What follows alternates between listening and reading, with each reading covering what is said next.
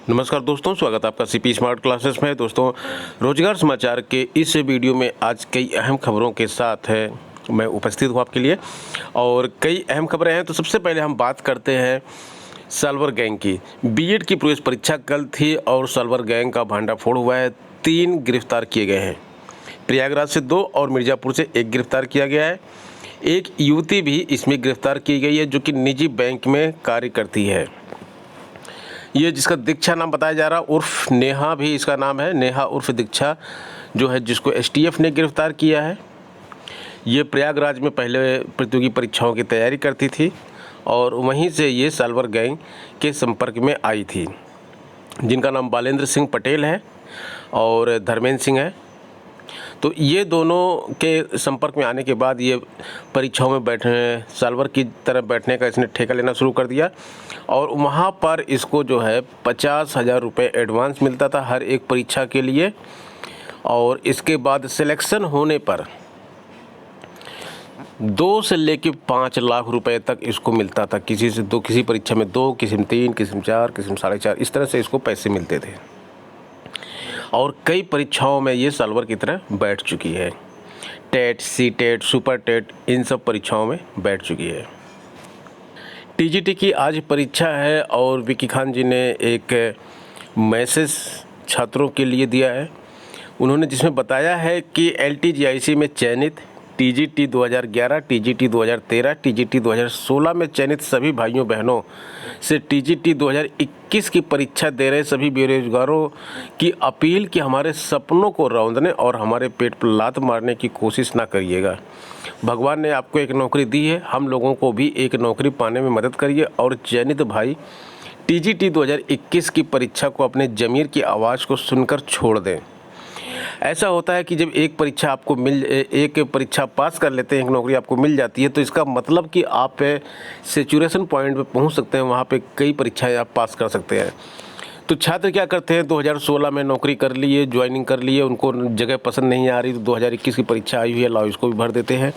यहाँ पर सिलेक्शन मिल जाएगा तो इसको छोड़ देंगे और यहाँ पर ज्वाइन कर लेंगे। हो सकता है होम डिस्ट्रिक्ट मिल जाए।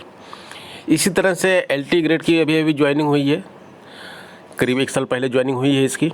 इसमें भी जो दूर दराज बैठे हुए वो चाहते हैं भाई होम डिस्ट्रिक्ट मिल जाए तो 2021 में क्या बुरा है, यहाँ पे ज्वाइन कर लेंगे। तो ऐसे छात्रों के लिए ही यहाँ पे विकी खान जी ने बताया है कि आप लोग एक नौकरी पा चुके हैं, अब इस परीक्षा को ना दें तो ज़्यादा अच्छा है, जिससे कि कुछ और बेरोजगारों को नौकरी मिल सके। आज टीजीटी की परीक्षा है। 28 केंद्रों पर प्रयागराज में परीक्षा होगी।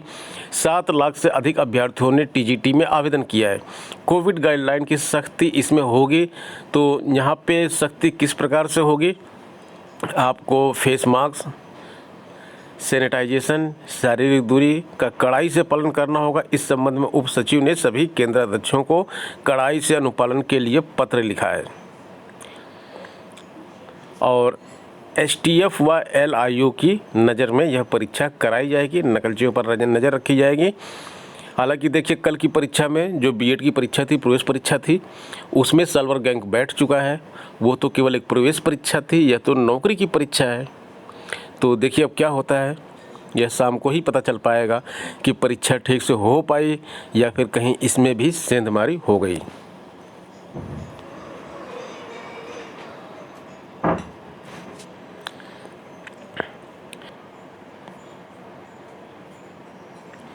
पुलिस PSC सिपाही की भर्ती में फर्जीवाड़ा 4 पर मुकदमा हुआ। गोरखपुर में हुई शारीरिक परीक्षा के दौरान मिलान में हुआ खुलासा। पुलिस व PSC में आरक्षी की सीधी भर्ती 2018 की परीक्षा के दौरान फर्जीवाड़ा सामने आया है। इसमें अभ्यर्थी सुशील कुमार शाह और अजीत कुमार यादव के स्थान पर 2 बाहरी लोगों ने परीक्षा दी थी। इनका खुलासा गोरखपुर में हुई शारीरिक परीक्षा के दौरान दस्तावेजों के मिलान में अंगूठे के निशान अलग मिले। खुलासे के बाद पुलिस भर्ती व प्रोन्नत बोर्ड की अनुसचिव रश्मि रानी ने 2 नामजद व 2 अज्ञात के खिलाफ हुसैनगंज थाने में मुकदमा दर्ज कराया है। प्रभारी निरीक्षक हुसैनगंज दिनेश कुमार बिष्ट के मुताबिक 2018 में नागरिक पुलिस और PSC में आरक्षी की सीधी भर्ती परीक्षा हुई थी। सुशील कुमार शाह पुत्र राम आशीष और अजीत कुमार यादव पुत्र राम इकबाल यादव ने आवेदन किया था। दोनों लखनऊ मध्य के रहने वाले हैं। दोनों अभ्यर्थियों के स्थान पर परीक्षा 2 अन्य लोगों ने दी। इसका खुलासा शारीरिक परीक्षा के दौरान हुआ। गोरखपुर पुलिस लाइन में अभ्यर्थियों के अभिलेखों की समीक्षा व शारीरिक मानक परीक्षा में पत्रावलियों का मिलान किया गया तो नहीं मिले। जांच में स्पष्ट हो गया कि अभ्यर्थी सुशील कुमार शाह और अजीत कुमार यादव के स्थान पर कोई अन्य व्यक्तियों ने परीक्षा दी है।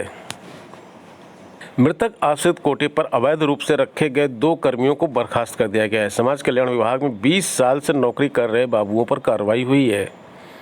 वर्ष 1999 के शासनादेश के अनुसार माता पिता दोनों के सरकारी सेवा में होने और उनमें से किसी एक का निधन होने पर मृतक आश्रित कोटे का लाभ नहीं मिल सकता है। तो जब माता और पिता दोनों सरकारी नौकरी में हैं और किसी एक की मृत्यु होती है तो मृतक आश्रित कोटे से नौकरी नहीं मिलती है। ये उत्तर प्रदेश सरकार का नियम है, लेकिन इस नियम को दरकिनार कर यहाँ पे नौकरी दी गई थी, गलत ढंग से नौकरी दी गई थी। प्रदीप कुमार और संजय सिंह यादव को बर्खास्त कर दिया गया। ये 20 साल से नौकरी कर रहे थे। कनिष्ठ सहायक के पद पर नियुक्त हुए ये कर्मी पदोन्नति पाकर प्रधान सहायक बन चुके थे। दोनों करीब 20 साल से नौकरी कर रहे थे। उनके माँ बाप दोनों ही सरकारी सेवा में थे, इसलिए मृतक आश्रित के तौर पर उन्हें नियुक्ति नहीं दी जा सकती थी। देखिए यहाँ पे लिखा है कि ये जो नेहा उर्फ दीक्षा है, सीसेट में भी बैठती थी। अभ्यर्थियों से 6 से 15 लाख तक वसूली ये करती थी। पूछताछ में बलेन ने एसटीएफ को बताया कि वह गिरोह के एक अन्य सदस्य धर्मेंद्र सिंह पटेल संग मिलकर लंबे समय से प्रतियोगी परीक्षाओं में सलवर बैठाने का काम कर रहा था। इसके लिए अभ्यर्थियों से 6 से 15 लाख रुपए भी वसूल करता था। बीएड परीक्षा समाप्त होने के बाद बस स्टेशन पर उमड़ी भीड़। तो ये बीएड की जो परीक्षा थी, ये काफ़ी जो है स्टूडेंट इसमें पार्टिसिपेट किए और जो यातायात व्यवस्था थी वो चरमरा गई। बस स्टेशन पर काफ़ी भीड़ इकट्ठा हो गई थी। देखिए यहाँ पे लिखा हुआ है कि तर्कशास्त्र और बीजगणित के प्रश्नों ने छात्रों को छकाया। तो जो परीक्षा हुई है इसमें तर्कशास्त्र और गणित के प्रश्नों से छात्रों को दिक्कत हुई। 100 प्रश्न पूछे गए थे। दूसरी पाली में परीक्षा के तर्कशास्त्र और विषय के 50-50 प्रश्न थे। एक अन्य खबर इसी से संबंधित है। मेरठ में उत्तर प्रदेश संयुक्त बीएड प्रवेश परीक्षा में शामिल होने के लिए पहुंचे अभ्यर्थियों की परीक्षा केंद्र में प्रवेश से पहले थर्मल स्कैनिंग। इसी तरह से थर्मल स्कैनिंग आपकी होगी आज की टीजीटी की परीक्षा में। मिर्जापुर में दूसरे की जगह परीक्षा दे रहा युवक पकड़ा गया और यहाँ पे इसके बारे में लिखा हुआ है। नेहा यानी कि दीक्षा जो कि फर्जी कैंडिडेट बनकर परीक्षा में बैठती थी।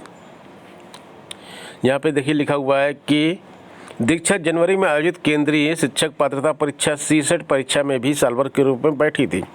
तब भी एसटीएफ ने सरगना समेत 7 को गिरफ्तार कर जेल भेजा था, लेकिन दीक्षा चकमा देके निकल भागी थी और फिर इस बार वो बैठी। यहाँ पे देखिए 50,000 रुपये एडवांस लेती थी। 2 से 5 लाख रुपए मिलते थे उसको पास करने पे। TET, super TET, C TET, BEd में भी साल्वर के रूप में बैठ चुकी थी।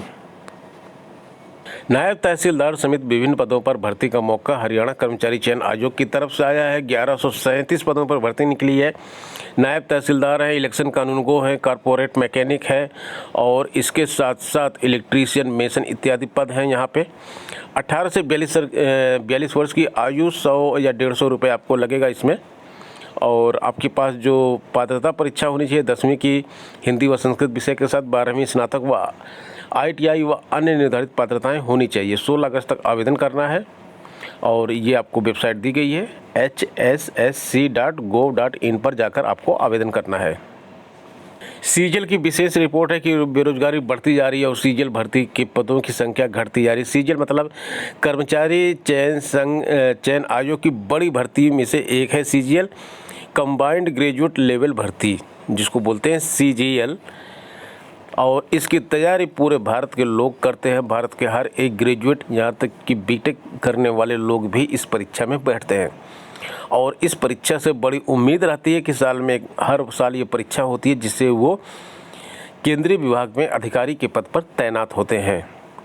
वर्ष 2012 में 16,119 पद थे तो 2020 में 7,035 पदों पर भर्ती हो रही है, यानी कि पदों की संख्या घटती जा रही है जबकि इधर बेरोजगारी बढ़ रही है। यहाँ पे देखिए एक पूरा डेटा दिया गया है। 2012 में 16,119, 2013 में 16,114, यहाँ तक तो ठीक था। 2014 में 15,549, 2015 में 8,561, एकदम से यहाँ पे डाउनफॉल हुआ है, काफ़ी ज़्यादा पदों की संख्या कम हुई है। 16 में फिर 10,000 थोड़ा सा बढ़ा, यहाँ पे 17 में 8,134, 18 में 11,000, 19 में 8,500, 20 में अब 7,035 पद ही यहाँ पे आए हैं। केंद्र सरकार के विभिन्न विभागों, जैसे कि बहुत अच्छे विभाग इसमें होते हैं, CAG, सेंट्रल सेक्रेटरीट सर्विस, मंत्रालय, CBI आदि में इस परीक्षा से आप अधिकारी बन सकते हैं। कर्मचारी चयन आयोग ने जारी की परीक्षाओं की तिथि, यहाँ पे आप देख सकते हैं अक्टूबर महीने में, सितंबर अक्टूबर में होने वाली परीक्षाओं की तिथि जारी कर दी है। परीक्षा कोविड गाइडलाइन का पालन करते हुए आयोजित की जाएगी। परीक्षा से संबंधित विस्तृत जानकारी आयोग की वेबसाइट पर उपलब्ध करा दी गई है। CGL 2019 स्किल टेस्ट परीक्षा 15 और 16 सितंबर को, जूनियर इंजीनियर 2020 की द्वितीय पेपर की परीक्षा 26 सितंबर को होगी। मल्टीटास्किंग नॉन टेक्निकल 2020 प्रथम पेपर की परीक्षा 5 अक्टूबर से 20 अक्टूबर के बीच होगी। स्टेनोग्राफर ग्रेड C और D 2019 स्किल टेस्ट 2021-22 की स्किल टेस्ट की परीक्षा जो है 21 और 22 अक्टूबर को होगी। तो दोस्तों ये थी आज की प्रमुख खबरें और जानकारियां। मिलते हैं नेक्स्ट वीडियो में कुछ नई अपडेट और कुछ नई जानकारी के साथ। बने रहें आप CP स्मार्ट क्लासेस के साथ। धन्यवाद।